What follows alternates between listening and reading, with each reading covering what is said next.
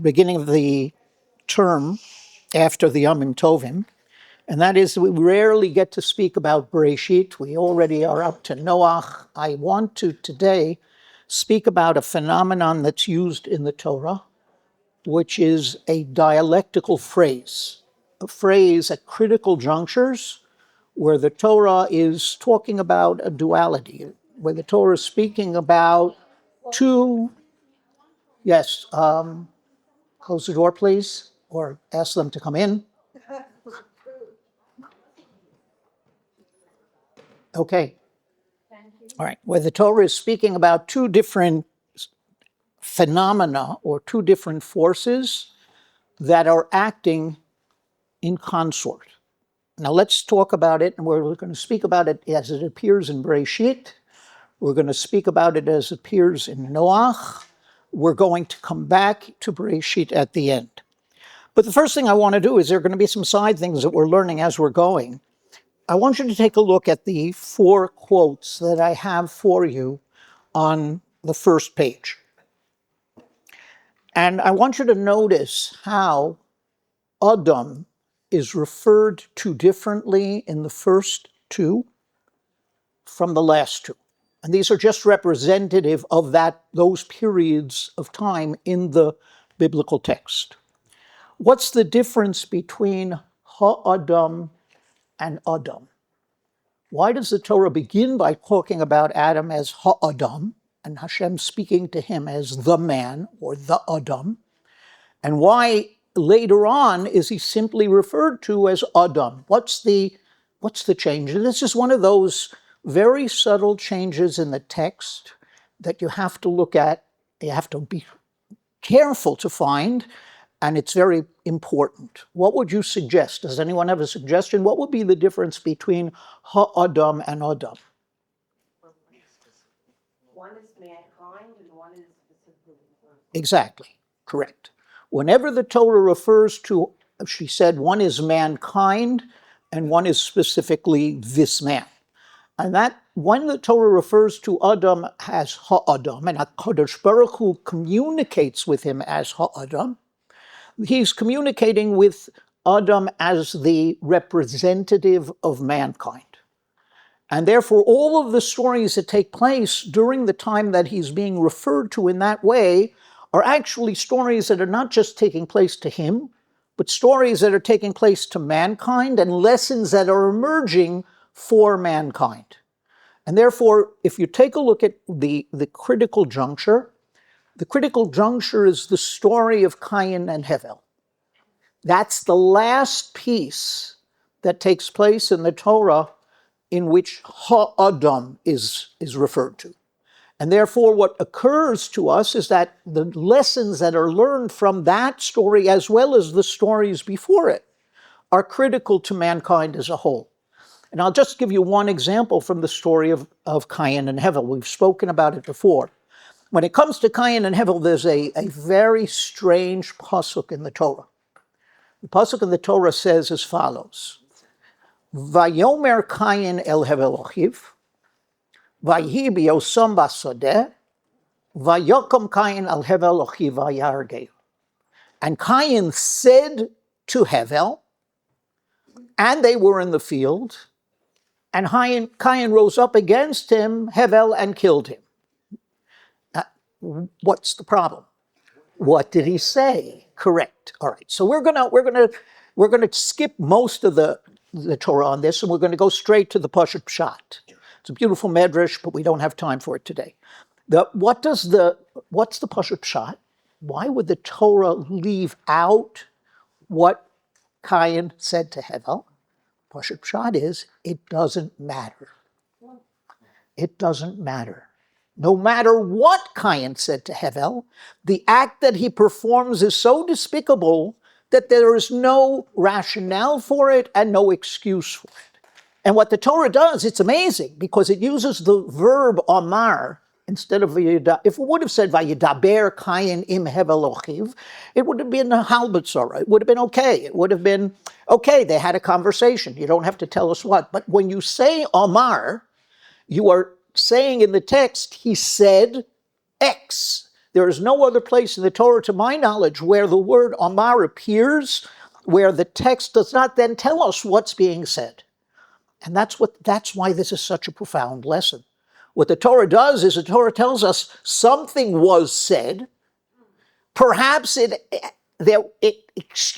was a rationale that Cain had for what maybe Hevel was lording over him because of God's approval of Hevel's sacrifice. Maybe Cain felt rejected. Whatever it is, it doesn't matter. Once you get to that kind of act, whatever preceded it, there is no excuse, there's no rationale. I think I told you once, I remember using this. I don't remember all my drashot, for sure I don't remember them, but I remember that I used this drasha after 9/11. The Shabbos after 9/11, that's exactly the pasuk I spoke to. I don't care what the rationales were.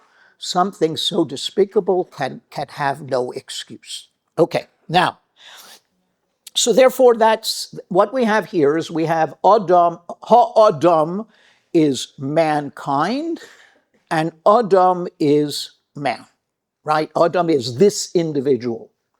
Now I want you to take a look at the first dialectical phrase, and this one's very clear. Take a look at the first pasuk that I have for you. Bereshis Beis Tesvav. Vayikach Hashem Elokim. And by the way, Hashem Elokim is a dialectical phrase as well, but we won't talk about that now. Es ha'adam vayanichehu began Eden li'avda u'lishamra. God places man in the Garden of Eden, mankind, right? To what? To work it and to guard it. To work it and to preserve it. So what we have here is a very powerful dialectical phrase, because those two potentially are mutually exclusive. If I'm here to work the land, work the ground, then I do what's happening on Derech Hebron now, when there are lots of other places, right? This is in front of my house, all right? And that is, I work the ground, I dig, I plow, I put down railroad tracks, whatever it is I need to do. If I am going to be the shomer of Gan Eden, if I'm going to be the shomer of the world, then I've got to preserve it as it is. And that's the balance that really we as mankind have for years failed to realize, and that is that you have to preserve a lot of what is and not change it. And all of the issues that are happening that they say, and again, I'm not getting into whether there is climate change or not climate change, but certainly things are a bit off kilter. And a lot of that has to do with the way we've behaved and what we've done to our world and to our environment. So therefore, that's the first phrase. First phrase that I want to point out. Yes? Where was he before? What? Where was he before? Where was Adam before this? No idea. Yeah, right. But let's remember that at this point, he's not really, he's mankind, right? In other words, all right, this is all Ha'adam. What? This is still in the portion of the text where he is being referred to as Ha'adam.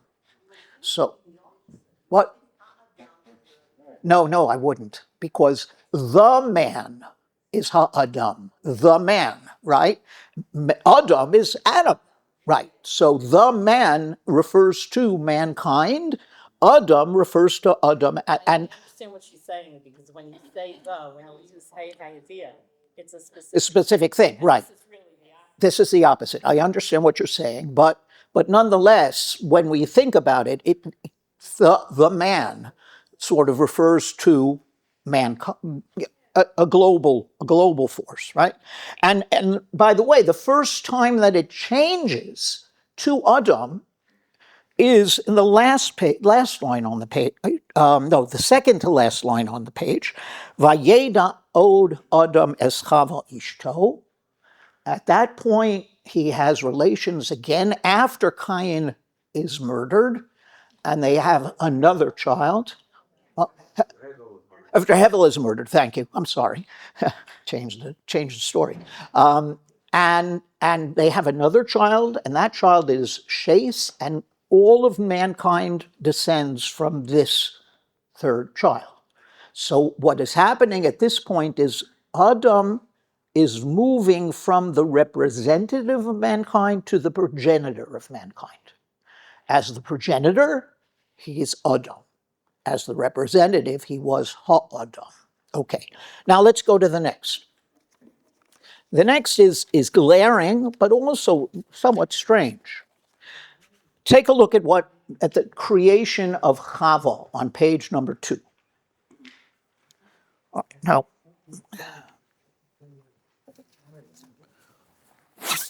this should be pretty familiar to us, but I want to go over it with you. Take a look quickly at that paragraph, either in Hebrew or in English. All right. So, and I'll summarize it while you're looking. All right. So if anybody wants to be lazy. Basically, what I'm saying is the following: it's that at the beginning, HaKadosh Baruch Hu says it's not good that man is alone, Ha-Adam is alone, right? I'm going to make for him an Ezer Kenegdo. That's the phrase, Ezer Kenegdo. Because again, and then what he does is he parades all of the animals before Adam, and Adam doesn't find an Ezer Kenegdo, and then finally he does. Now, there are very serious questions about this paragraph. Let's start with the first. If God knew it wasn't good for man to be alone, then what? Why didn't he create Chava immediately? All right? Why? Which may be according to the Medrash, the first being, because it says Zachor and Nekeva Baram, that they were two partsufim, there were two sides. But I think that's interesting because it also speaks to the biology of our differences. In other words, we begin as an egg that could go either way, and then something happens. But anyway, so why was he created alone? If it's not good to be alone, why does God parade all the animals before him? Okay, so I believe that there are a number of reasons that Adam is created alone. One of them is sort of a very sobering idea, and that is that we are alone when we're born and we're alone when we leave. No matter who's with us or how, we're embarking on journeys that are uniquely ours, and in each case, we don't know what the journey is going to be like, right? So therefore, we are alone. But I think there's a more basic answer. Do you have to teach? Let me ask it differently. Do children know to share naturally? You have to teach your child to share, right? Adam had to be taught the need to share. He had to be alone for a moment or a time, see all of nature and the pairs that are within the animal kingdom, and he had to say, it's not good for me to be alone. He had to say it himself. He had to come to the conclusion, because if God would have immediately created Chava, then he would never have known what it would be like without her, and therefore what? He wouldn't have been able to share. It would have been another Cain and Hevel story, God forbid. It would have been arguments over who owns what. Yes?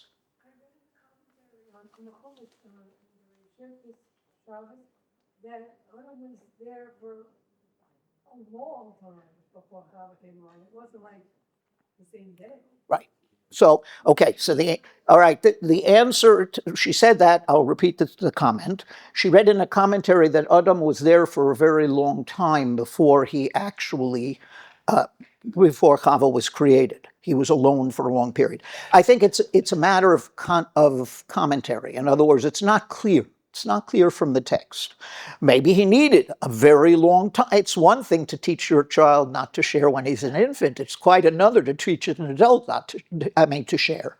Yes? Also, it doesn't really say that Adam came to the realization. No, it doesn't. It wasn't good for him to be It alone. does not. Vayomer Hashem lo tov hayos ha'adam. Right. But that's why, That's why I think you have the parade of the animals, right?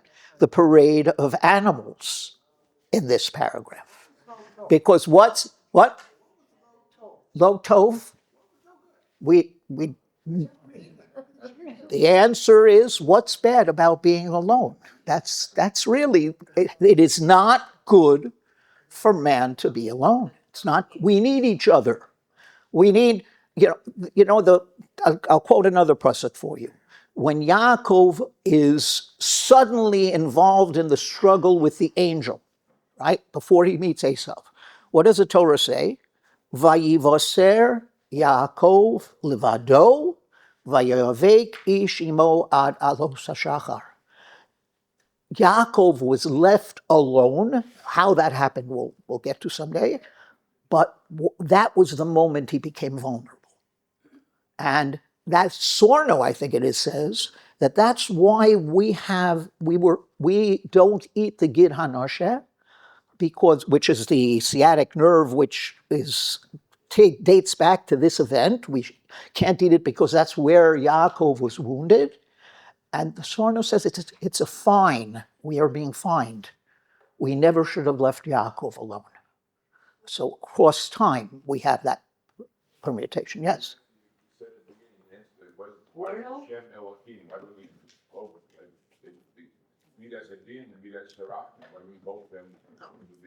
All right. Okay. So the rabbis say, why do we? He's asking again. I'll repeat the question. I mentioned that Hashem Elokim is a dialectical phrase, and the rabbis explain that Hashem is the midas harachamim, mercy, and Elokim is. So it says that the Torah begins, Bereshis bara Elokim es hashamayim. God first wanted, according to the Medrash, it's not in the text, God wanted to create the world through strict justice, and he realized that it wouldn't work, or he wants us to realize it wouldn't work, and therefore he becomes Hashem Elokim for part of the time here. That dialectical phrase is fascinating because, again, what does it tell us? Why do we have to have those two midot? Because in our world, if you are totally just, can you be merciful? And if you're merciful, can you be totally just? No. The two are mutually exclusive. Somehow God in his realm is totally just and totally merciful. And therefore, but for us to be able to understand him, sometimes he acts through the midah of rachamim, and sometimes he acts through the midah of, but in his world, they're not mutually exclusive. All right, yes? If God's project was to create mankind, it would be rather self-defeating if Adam didn't have a partner. I mean, he needed him. It was no point. Well, you're saying biologically he needed a partner. Correct. But we don't know. In other words, it could be that if Chava wouldn't have been created, nature would have been different. And somehow there would be, or Adam would live forever if he never ate from the tree of knowledge, whatever it is. But we just know what the Torah tells us. And what the Torah is telling us is that God comes to the conclusion, which he already knew from the very beginning, but he's teaching us that it's not good for man to be alone. He then parades all of the animals before Adam, and Adam names each one, and what does it say? He doesn't find Ezer Kenegdo, and then God creates an Ezer Kenegdo. Yes? We go through a lot of theories, but isn't there a theory also that God did create man and woman at the same time? There is a theory, I mentioned that. There is a theory that, yes, that they were actually created as one being.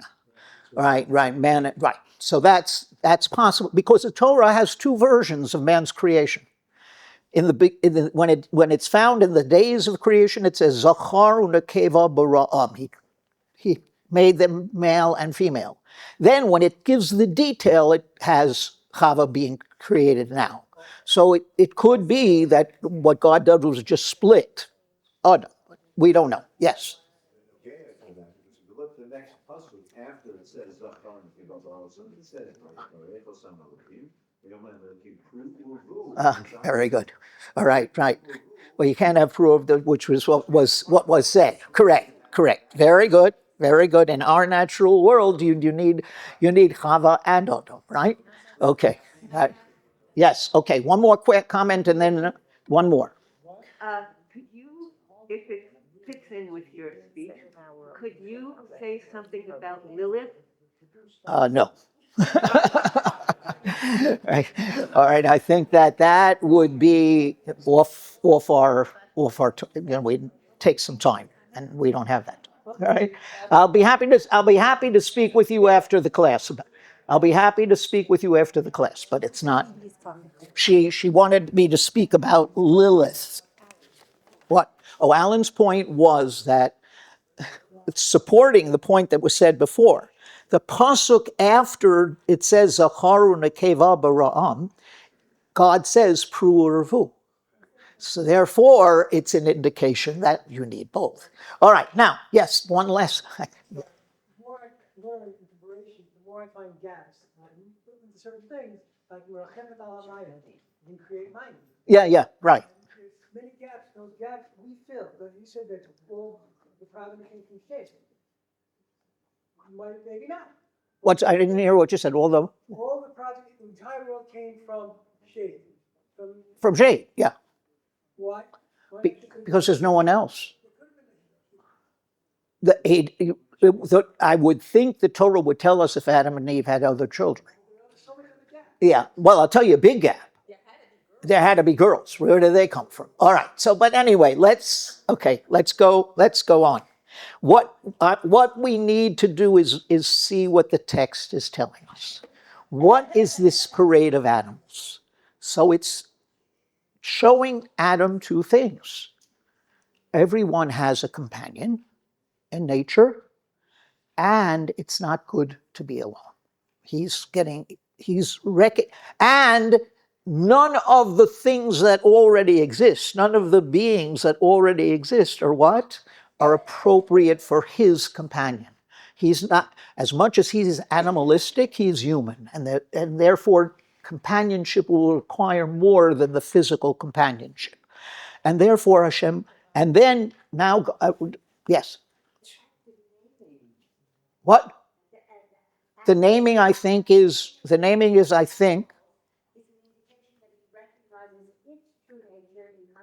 that's correct. I believe the naming is a recognition that that's an animal and I'm not. Correct.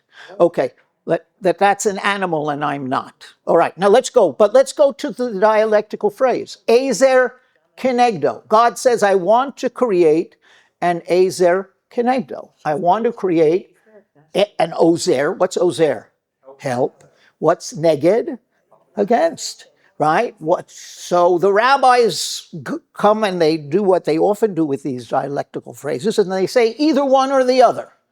If you are worthy, then you're going to be Ezer, you'll be Ozrim, and if not, you're going to be Kenegdom. And therefore, and that's very beautiful medrash that says, if you take a look, what? It doesn't say Ezer o Kenegdom. No, it doesn't. That's correct. So that's why I'm going to come up with another suggestion. But the rabbis see this as an impossible phrase. In other words, they say, many of them, they say either or. You're either an ozer or you're keneged, and it depends on whether you're worthy. And that's what you find in the medrash that says, if you look at the words ish and isha, right? The difference is yud k. If God is present in the union, then it's ish v'isha. If he's not, what is it? Ish, right. And as many of us know, unfortunately, relationships can change, and when they change, very often the people who are closest to each other become the most distant. And yes, last. What? He said, Adam had no mother-in-law. Yes. What? Who creates the relationship? God. What? No, well, that's that. You're getting, all right, we're getting to all.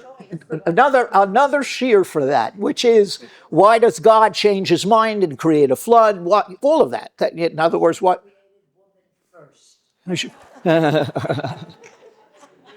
Okay. All right. So yes. All right. Last comment. Yes. Yes. Hashem is saying that she will be an Ezer, even though he opposes it. That's a one Okay. would still be an Ezer. Okay. Your suggestion is, again, that they are mutually exclusive, and that what God is saying is, I'm creating for you an Ozer, who you will be opposite, you're gonna fight it. I think it's different. What is an Ezer Connecto? What is an appropriate relationship between man and woman? It is when they have their individuality and when they have their commonality, right? I've often said this, and their commonality. They have their individuality, they retain their own being, right? No one is overwhelmed, not one is overwhelming the other. And at the same time, they find a way to be Ozrim. They find a way, in spite of their differences and enriched by their differences, they find a way to be helpmates to each other. So an Ezer Kenegdo, when God says, I want to create an Ezer Kenegdo, it is the most appropriate phrase for what is needed at this moment. Someone who will be Keneged, someone who will have their own independent thoughts and dreams. Ozer, somehow trying to also be Ozrim and to make those dreams come true, and the things that I want and the things that you want should become the things that we want. All right? So therefore, that's another way in which the Torah talks about a dialectical phrase. In other words, it uses a phrase where there's a duality, where there's... Now let's go to the next one. I gotta move. I'm gonna run out of time. Yeah. I'll take questions at the end, okay? How about that? All right, so let's go to the next. The next one is actually in Parshas Noach, and this one I really would have to spend a little bit more time on in order to really do it well. But we're not going to do it so well. We're going to do it as best we can. All right, so they're on page number 3 and 4.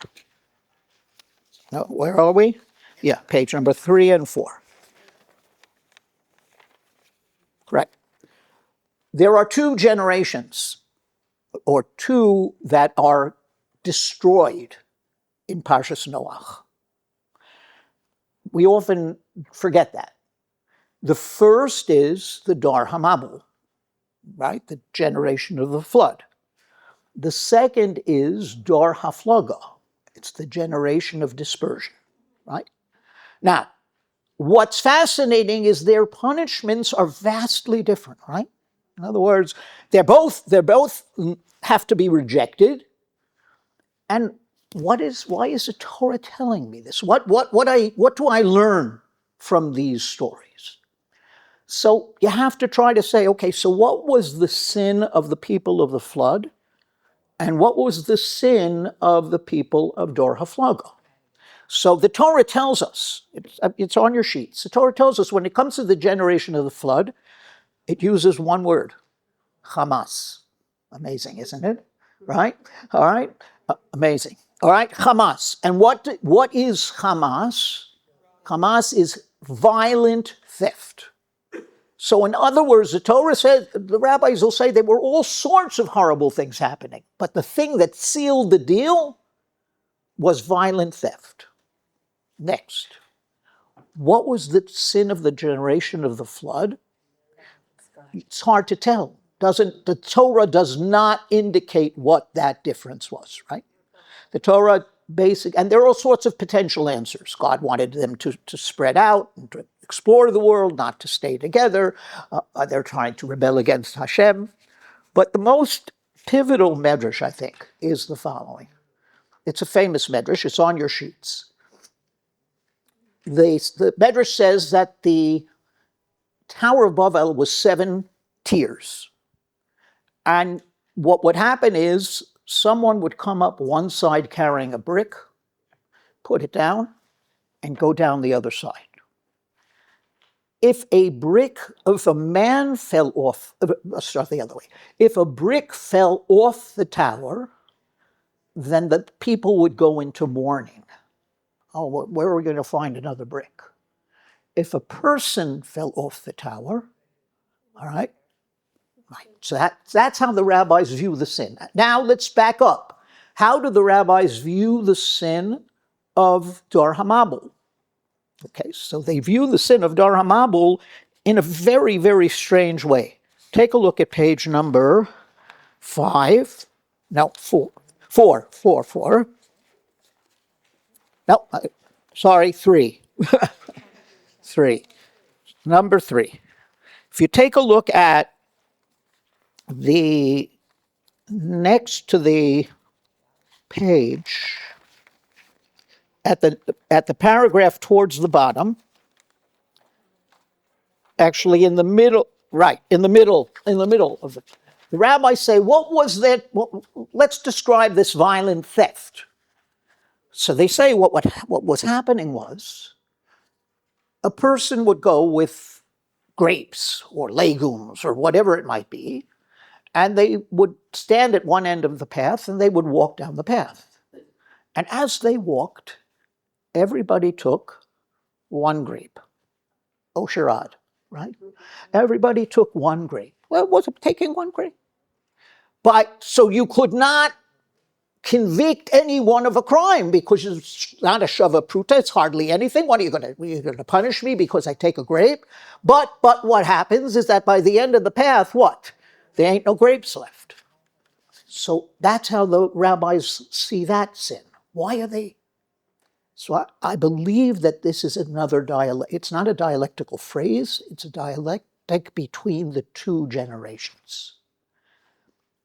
Every society is formed out of a balance between two potentially opposing forces, individual and community, right? Individual and community. How you define that balance determines the nature of your society. When I went to the Soviet Union before Glasnost to visit with refuseniks, the subways were pristine. No graffiti. Why? Because if you did graffiti, you ended up in Siberia, right? In other words, what was the Soviet Union? The Soviet Union was a society that believed in the collective and minimized not only individual freedoms, but individual value. One of the things we found when we were there is that it was falling apart because people weren't working, because there was no incentive for them to do hard work because they were never going to get any further. So therefore, they would do the minimum or not even the minimum and then go home. And that's one of the reasons the Soviet Union was falling apart. It's a basic reason. Now, America, people will argue, maybe we've gone too much to the other side, right? But are we giving too much to the Miranda laws? Are we treating criminals away?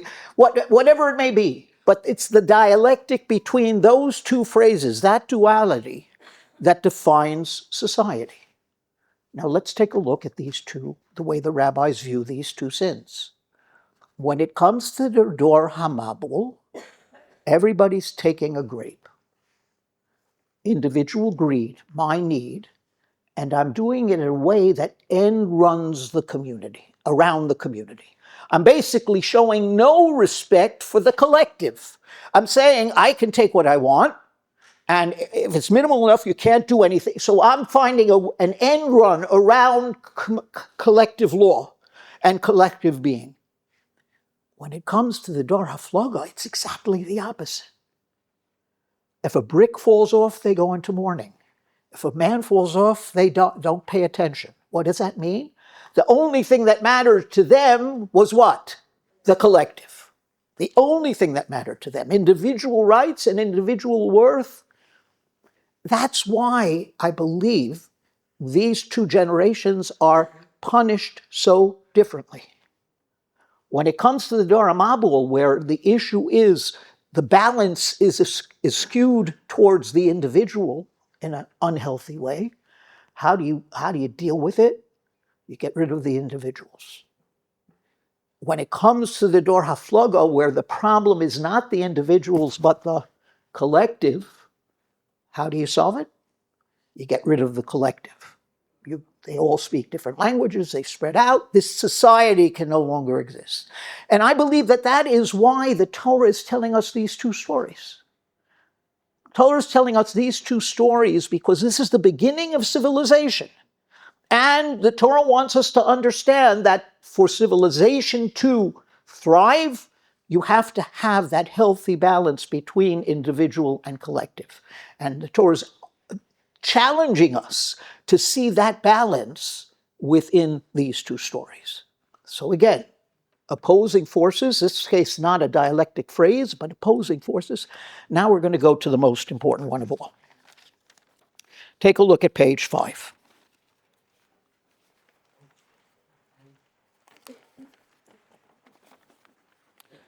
Five and 6.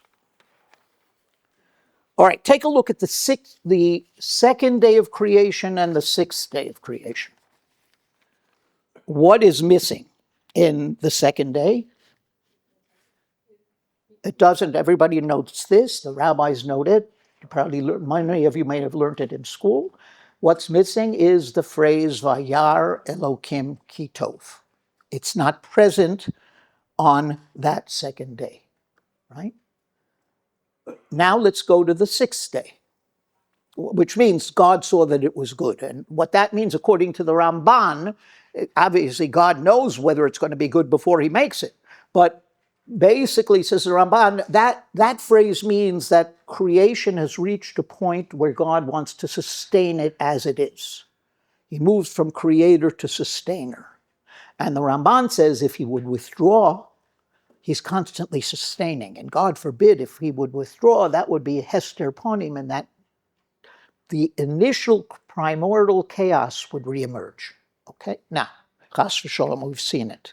Now, take a look at the sixth day of creation. Now, there is a phrase, Vayar Elokim Ki Tov, but it precedes what? The creation of man.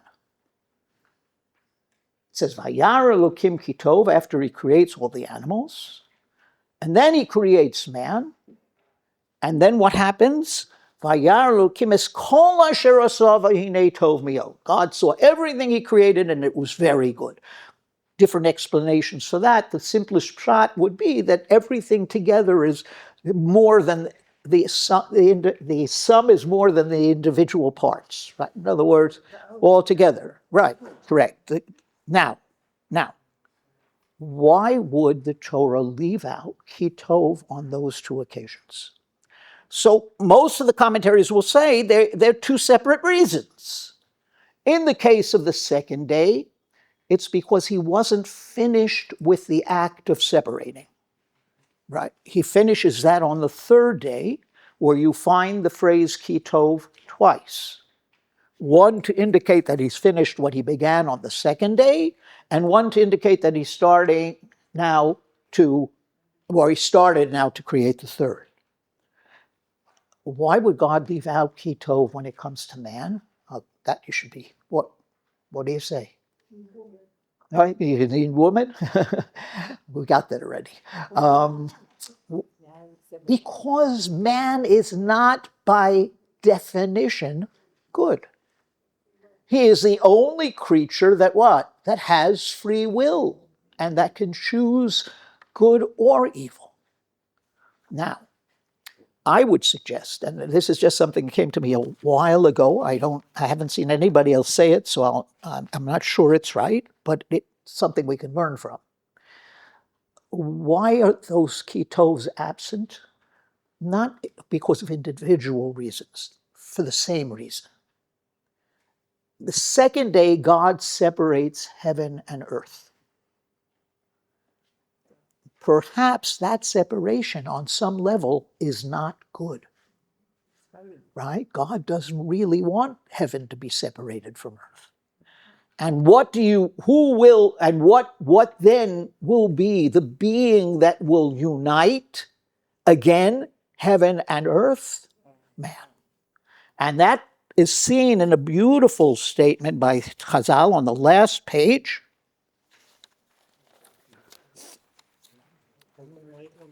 Vayitzav Hashem Elokim es Adam, Vayitzer Hashem Elokim es Adam a form in Adamah.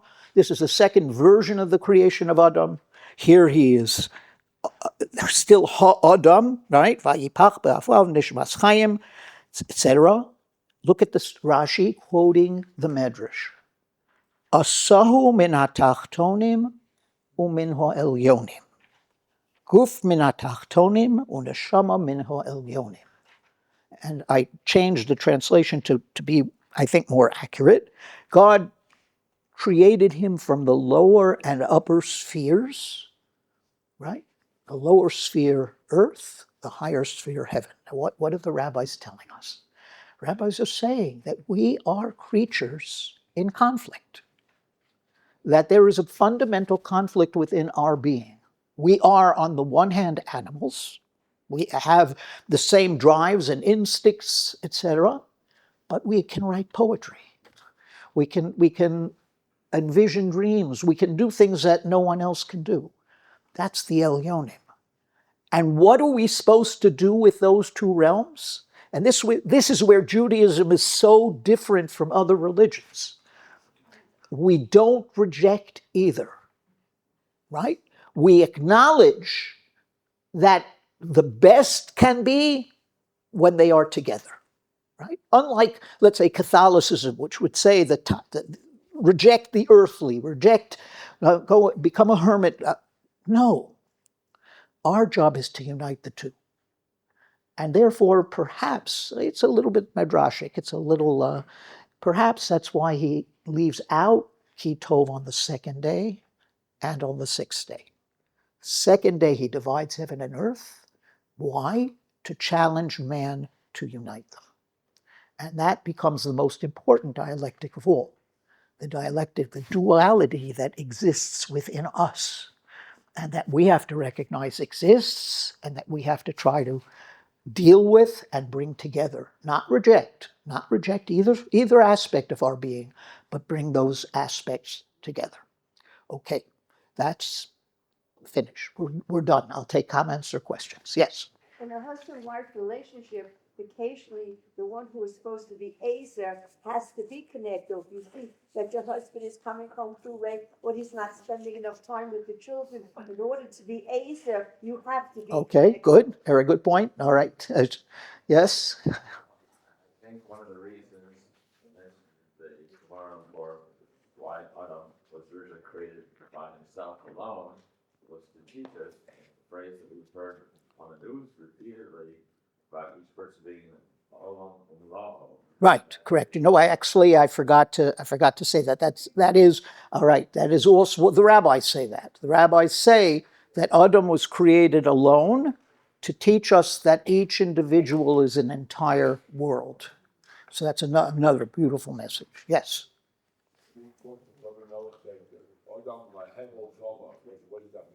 Adam lehevel dama. At that point, David HaMelech is in a very despondent mood.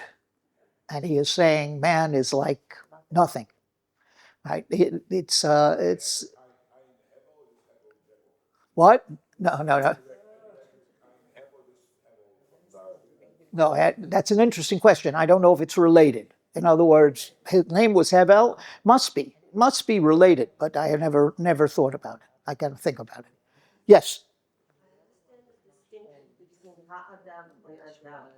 But because before Kayan and Hevel is Le Adam, which to me would be to Adam.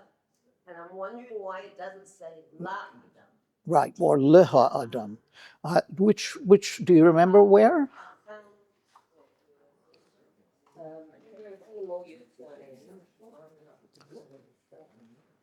All right, while she's looking that up, anybody else? Okay, yes?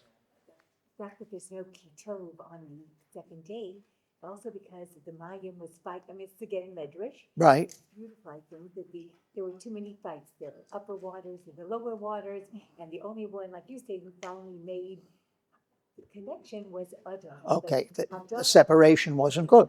Right. not looked upon Very nice. Right. Right. Good. Okay. Yes. I don't know how acceptable this is, but the more I learn, the more we break it over again, more and more difficult it is to actually take it literal. The lessons, morals, ethics, a lot of things. From our limited abilities and the way human beings are created today and the way we operate, it's almost impossible to reconcile. It is. It is. Yep. It has to have a much bigger All right. purpose, and it's almost, I don't want to say it's pointless, I mean. Which is why I often think what you're saying it's very hard to believe these stories. And the answer is that it's beyond us, number one. And number two, the more important question is, what do we learn from them? Right? Yes.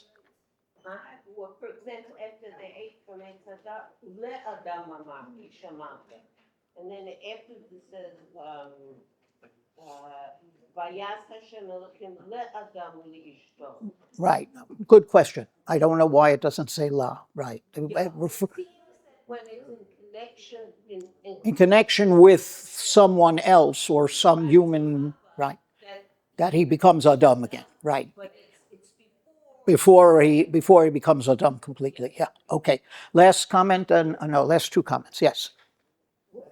Something interesting to do with the little talk down the Vador, referring to the word talk. So he brought Kavah to be talk.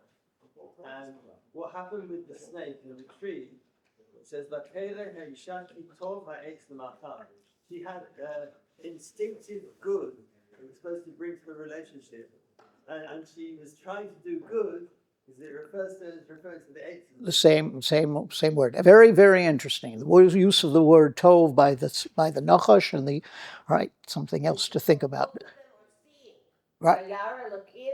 And Chava sees, and she interprets that to be tov. Again, that's another sheer as to what that all means. Yes, last comment.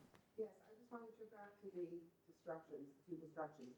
Would you say that the people of the flood were more evil than the Babel because they were destroyed? Would I say that the people of the flood were more evil than the people of because of the seriousness of the punishment? I would say they were differently evil. That evil that they represented could not endure.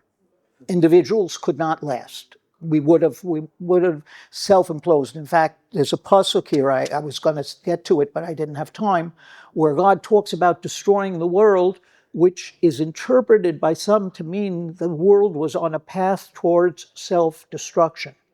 And that means that God saved the world with the flood, as opposed to destroying the world. All right, so and that comes from a phrase. If you want to look at it yourselves, I was going to talk about it a little, but we didn't have time.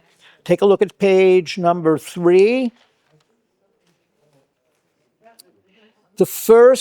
All right, you'll see the first paragraph. There is a word that repeats itself over and over again, and that is nishchas.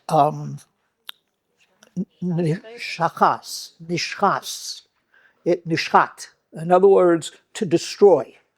So it says, "Vatishoches haaretz lifnei Elokim." So the world was destroyed. What does that mean? So the answer is, most commentaries will say, in that context, it means the world was corrupt. But then the word again appears, ki ishchis kol basar, because they corrupted their lives, etc. And then it says, Hashem says to Noach, hineni mashchisam. It goes back to meaning destroy. So along comes the Sforno and says, no, you're not reading it right. God saw that the world was nishchasa.